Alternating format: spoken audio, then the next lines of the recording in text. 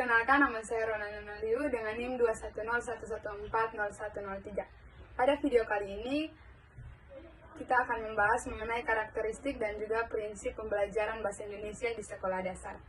Nah, pembelajaran bahasa Indonesia adalah suatu proses pembelajaran panjang yang dilalui oleh setiap siswa dalam mempelajari bahasa Indonesia atau bahasa kedua setelah bahasa ibu.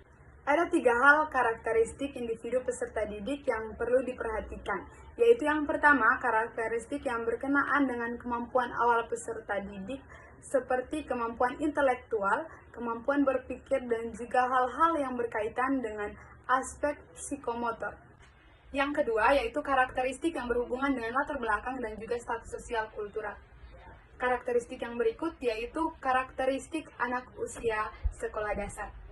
Adapun tujuan dari pembelajaran bahasa Indonesia, yaitu yang pertama, berkomunikasi secara efektif dan efisien sesuai dengan etika yang berlaku, baik secara lisan maupun tulisan.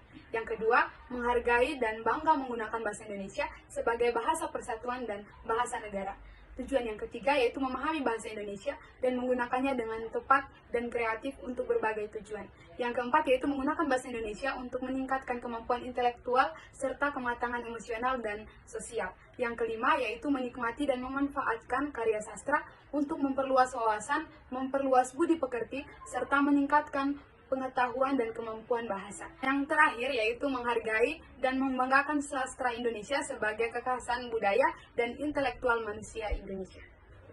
Adapun ruang lingkup dari pembelajaran bahasa Indonesia di sekolah dasar, yaitu yang pertama, peserta didik dapat mengembangkan potensinya sesuai dengan kemampuan, kebutuhan, dan minatnya, serta dapat menumbuhkan penghargaan terhadap hasil karya, kesastraan, dan hasil intelektual bangsa sendiri. Ruang lingkup yang kedua yaitu guru dapat memusatkan perhatian kepada pengembangan kompetensi bahasa peserta didik dengan menyediakan berbagai kegiatan berbahasa dan sumber belajar.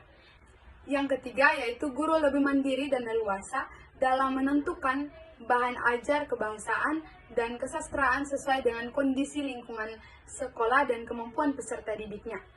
Ruang lingkup yang keempat yaitu orang tua dan masyarakat dapat secara aktif terlibat dalam pelaksanaan program kebahasaan dan kesastraan di sekolah. Yang kelima yaitu sekolah dapat menyusun program pendidikan dengan kebahasaan dan kesastraan sesuai dengan keadaan peserta didik dan sumber belajar yang tersedia. Dan yang terakhir yaitu daerah dapat menentukan bahan dan sumber belajar, kebahasaan dan kesastraan sesuai dengan kondisi dan kekhasan daerah dengan tepat memperhatikan kepentingan nasional. Yang berikut yang akan kita bahas yaitu mengenai prinsip-prinsip pembelajaran bahasa Indonesia di sekolah dasar. Prinsip yang pertama yaitu prinsip kontekstual. Pada prinsip ini menjelaskan bahwa pembelajaran dilakukan secara langsung pada lingkungan dari peserta didik tersebut.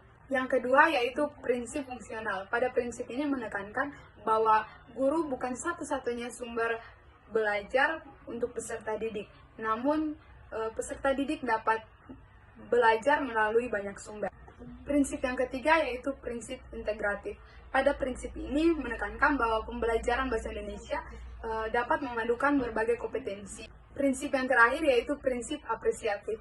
Prinsip apresiatif ini menekankan bahwa guru harus bisa memberikan apresiasi kepada peserta didik dengan segala pencapaian dari peserta didik tersebut. Sekian pembahasan mengenai karakteristik dan juga prinsip pembelajaran bahasa Indonesia di sekolah dasar. Sampai jumpa pada video pembelajaran berikutnya.